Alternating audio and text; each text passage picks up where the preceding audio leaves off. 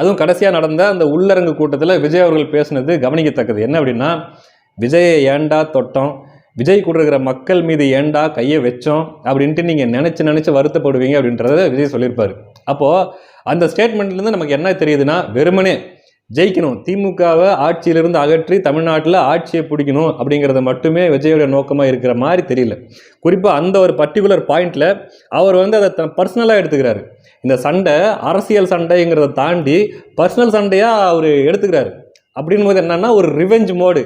நீ என் பண்ணிட்டல்ல, நான் செய்யாமல் இருக்க மாட்டேன், அதுக்கு பதில் உனக்கு நான் என்ன செய்யணுமோ செய்வேன் அப்படிங்கிற அந்த ரிவெஞ்ச், அந்த பழிவாங்கும் அந்த இது தெரிஞ்சு விஜய் அவர்களுடைய பேச்சில் அது தெரிஞ்சு. மற்றதெல்லாம் நீங்கள் மக்களுக்கு இப்படி செய்கிறீங்க, கெடுதல் பண்ணுறீங்க, துரோகம் பண்ணுறீங்க, ஊழல் பண்ணுறீங்க, அதெல்லாம் அரசியல் ரீதியான சண்டையாக போயிடும். அதனால் நான் உங்களை வீழ்த்துறேன் அப்படிங்கிறது இதெல்லாம் அரசியல் ரீதியான சண்டை. ஆனால் இது என் மேலே ஏன் கை வச்ச, என் ஆளுங்க மேலே, என் ஜனங்க மேலே ஏன் கை வச்ச அப்படின்னு நீ வருத்தப்படுவாங்கிறது இது தனிப்பட்ட முறையிலான personal. Vijay took it personal அப்படிங்கிறது மட்டும் இதுலேருந்து தெரியுது. எல்லாருக்கும் வணக்கம். நம்ம தமிழகத்தின் துணை முதல்வர் சின்னவர் உதயநிதி ஸ்டாலின் அவர்கள் நம்ம எல்லாருக்கும் நல்லாவே தெரியும், பல துறைகளில் கடல் கடந்து கரை கண்டவர். அப்படிப்பட்ட அசாத்தியமான திறமைசாலி தான் உதயநிதி அவர்கள். அந்த பாட்டை கூட நீங்கள் கேட்டிருப்பீங்க. திரையுலக கலைஞனவன், திறமையான நடிகனவன், அண்ணாவின் பேருக்கு அடுத்த லைன் தெரிஞ்சால் உடன்பிறப்புகள் கமெண்ட்டில் போட்டுருங்க. உதயநிதி உதயநிதி உலகம் போற்றும் உதயநிதி. அப்படி உலகமே போற்றக்கூடிய பல சாதனைகள் செய்தவர் தான் நம்ம சின்னவர் உதயநிதி அவர்கள். வாரம் நீங்கள் ட்விட்டரில் பார்த்தீங்கன்னா அந்த ஒரு நாய் ஒன்று வச்சுருப்பாரு. அந்த நாயோட ஒரு கொஞ்சம் குலாவர மாதிரி தன்னுடைய தனிமையான நேரங்களை இனிமையாக அந்த நாயோட செலவு பண்ணுற மாதிரியான நிறைய புகைப்படங்கள் போடுவார். நாய்களை, மிருகங்களை, பொதுவாக எல்லா மிருகங்களையும் ஆல் அனிமல்ஸ் லவ்விங் மீ அப்படின்ற மாதிரி மிருகங்களை நேசிக்கக்கூடியவர். குறிப்பாக நாய்கள் மீது பேரன்பு கொண்டவர். அதனால தான் என்னமோ வாரம் ஒரு நாயை கட்டிப்பிடிச்சி படம் போட்டுட்ருப்பாப்புல. அதே மாதிரி அவருக்கு உங்களுக்கு தெரியாத அவருக்குள்ள இன்னொரு திறமை இருக்குது, மறைந்திருக்கக்கூடிய ஒரு ஆற்றல். அது என்ன ஆற்றல்னா ரைடிங். நல்ல ரைடு பண்ணுவாப்புல. இன்னும் சொல்லப்போனால் ஆந்திராவில் இருக்கக்கூடிய பாலையாவுக்கே டஃப் கொடுப்பாப்புல. அந்தளவுக்கு ஒரு ரைடர் உதயநிதி. ஆமாங்க, குதிரை சவாரி, அதான் நான் சொல்கிறது ஹார்ஸ் ரைடிங். நம்பிக்கை இல்லையா? இந்த வீடியோ பாருங்க.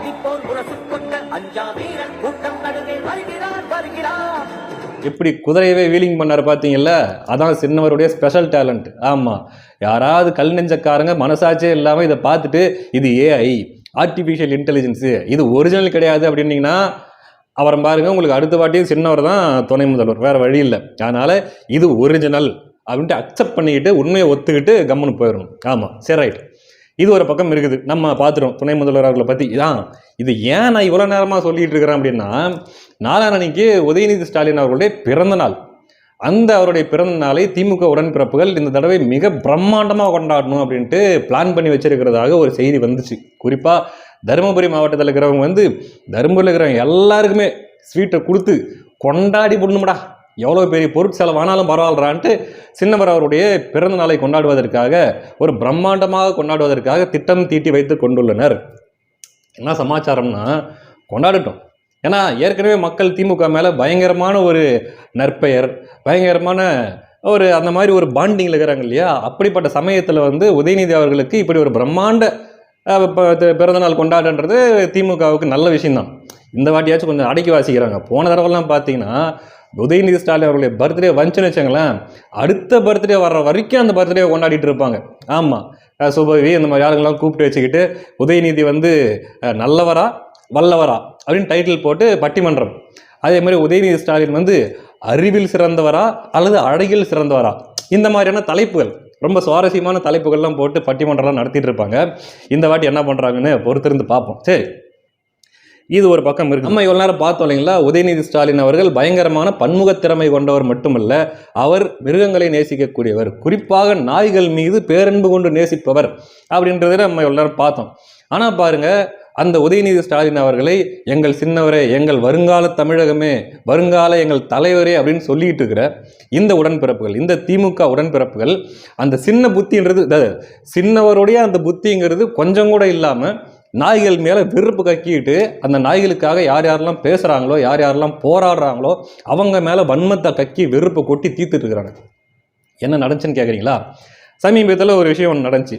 ஒருத்தங்க வந்தாங்க, துபாயிலிருந்து ஒருத்தங்க வந்திருந்தாங்க. வந்தப்போ பார்த்தீங்கன்னா இங்கே தெருநாய்களுக்கு இழைக்கப்படுகிற அநீதிகள், அதாவது ஏதாவது ஒரு நாய் போகுது, ஏதோ ஒரு இடத்துல ஏதோ ஒரு பிரச்சனை பண்ணி விடுது, யாரையாவது கடிச்சு விடுது, இல்லை ஏதோ ஒன்று பண்ணி விடுது, இப்படி அங்கேயும் இங்கேயும் ஏதோ ஒன்று நடக்கிறது தான். அதுக்காக வேண்டி நீ தெருநாயிலேயே அழிச்சு போடணுமா? உங்களுக்கெல்லாம் ஈவு இறக்கம் இல்லையா? மனசாட்சி இல்லையா? நீங்களாம் மனுஷங்க தானா?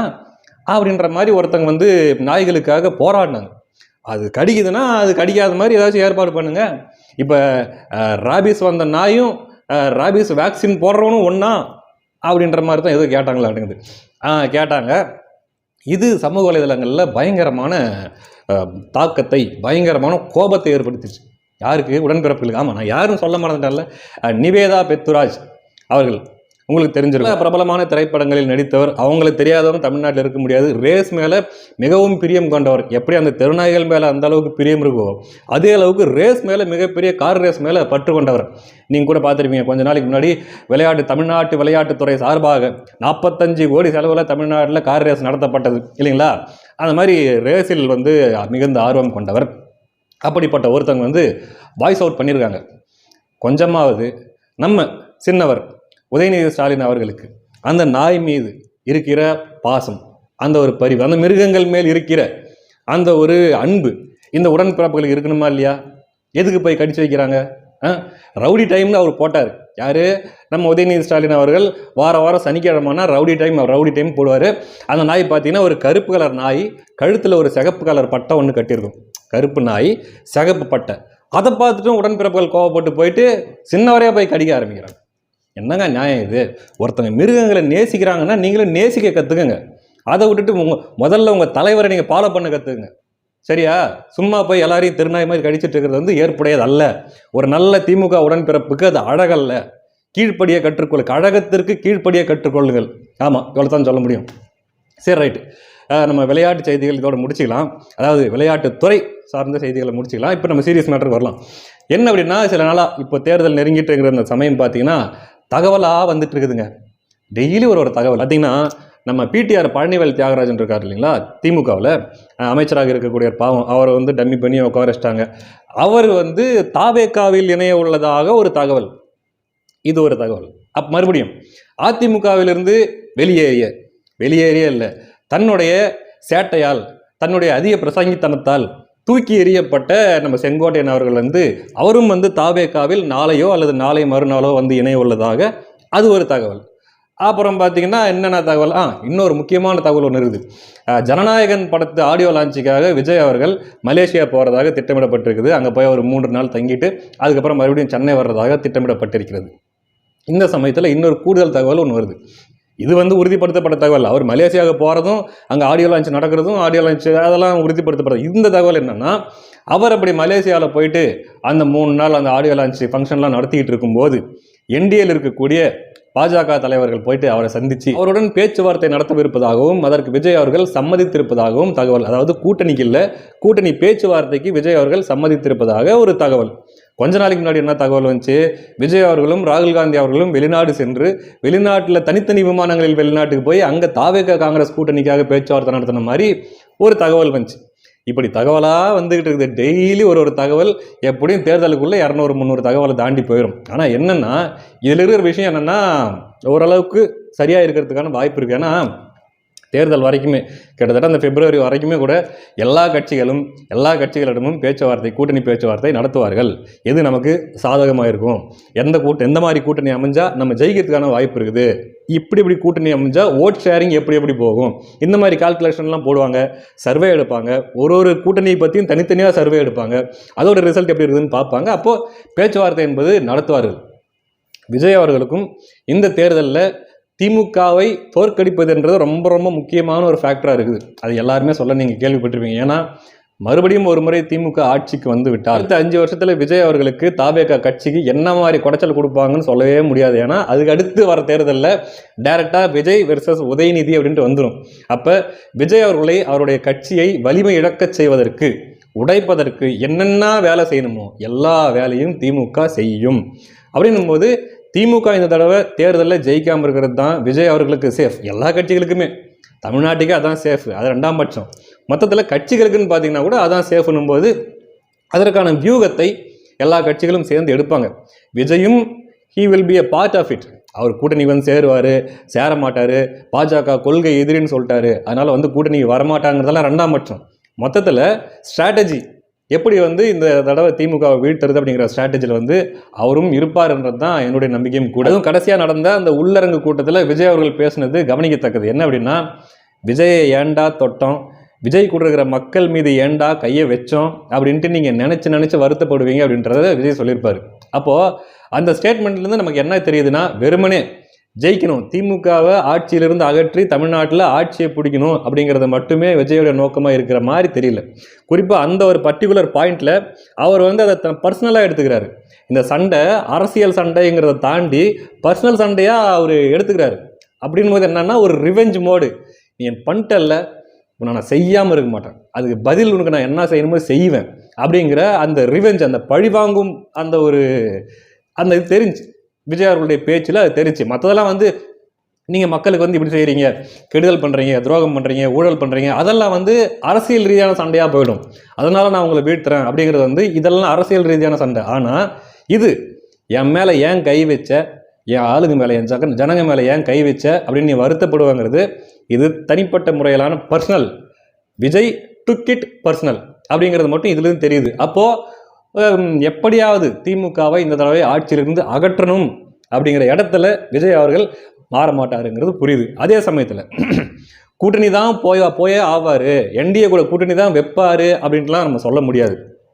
வியூகங்கள் வகுக்கலாம், திமுகவை வீழ்த்துறதுக்கு சாதகமான களத்தை ஏற்படுத்துவது போன்ற வியூகங்கள் கூட வகுக்கலாம், அதற்கான சூழல் இருக்குது. அப்படின்னும் போது பார்ப்போம். இதுவும் நம்ம புது தகவல் கிடைச்சிருக்குது. அங்கே மலேசியாவில் வந்து அந்த ஆடியோ லான்ச் நடைபெறுகிற அந்த சமயத்தில் வந்து பாஜகவினர் விஜய் அவர்களோட பேச்சுவார்த்தை, கூட்டணி பற்றிய பேச்சுவார்த்தை என்னன்னா, அமித்ஷா அவர்கள் எது சாதக பாதகங்கள் எல்லாத்தையும் பார்க்குறாப்புல. சரி, விஜய் கூட்டணிக்கு வந்தால் என்ன மாதிரியான இங்கே சேஞ்சஸ் நடக்கும், என்ன மாதிரியான ரிசல்ட் வரும், கூட்டணியே இல்லாமல் கூட திமுகவை தோற்கடிக்கிறதுக்கு என்னென்ன பண்ணலாம், இந்த மாதிரியான பல ஆய்வுகளை, பல வந்து கள ஆய்வுகள் எல்லாமே அவங்க மேற்கொண்டிருப்பதாக நமக்கு செய்திகள் வருது. மறுபடியும் தகவல் வருது. இன்னும் பல தகவல்கள் இருக்குது. இதெல்லாம் ஒரு பக்கம் இருந்தாலும் இன்னொரு பக்கம் என்டிஏ கூட்டணிக்குள்ளே இருக்கிற இந்த நியூ இம்ப்ரூவ்மெண்ட்ஸ், என்னென்ன புது இம்ப்ரூவ்மெண்ட்ஸ் எல்லாம் போயிட்டுருக்குது, யார் என்ன மாதிரி கேம் ப்ளே பண்ணுறாங்க அப்படிங்கிறதெல்லாம் கொஞ்சம் ஒரு அப்டேட் கிடச்சிருக்குது. அதை பற்றிலாம் பேசுவோம். அதே மாதிரி நம்ம ஓபிஎஸ் அவர்கள் ஒரு பக்கம், ஒழுங்காக எனக்கு கூட்டணியில் சேர்த்துக்க, ஒழுங்காக எனக்கு கட்சியில் சேர்த்துக்க, ஆமாம் என்னை அள வைக்காத, இல்லைன்னா நான் புது கட்சி தொடங்கிடுவேன் அப்படின்ட்டு அவர் ஒரு பக்கம் மிரட்டிட்டு இருக்கிறாரு. இப்படி சில விஷயங்கள் போயிட்டு இருக்குது. அதுக்கு தனியாக நம்ம பேசுவோம். எல்லாம் தகவல், இப்படியாக தகவல், அப்படியாக தகவல், இப்படி தான் வந்துக்கிட்டு இருக்குது. அதனால் நானும் ஒரு தகவல் சொல்கிறேன். ஏன் நான் தகவல் சொல்லக்கூடாதா? நேற்று இழிச்ச வாயிலுவா நானும் தகவல் சொல்லுவேன். அதாவது பன்னீர்செல்வம் அவர்கள் ஆரம்பிக்க போகிற புதிய கட்சியில் அவருடைய தலைமையை ஏற்றுக்கொண்டு தன்னுடன் கூட்டணிக்கு வருமாறு விஜயை கேட்டுட்டு இருக்கிற மாதிரி எனக்கு ஒரு தகவல் கிடைச்சு. அடுத்த காணொலியில் சந்திப்போம். நன்றி.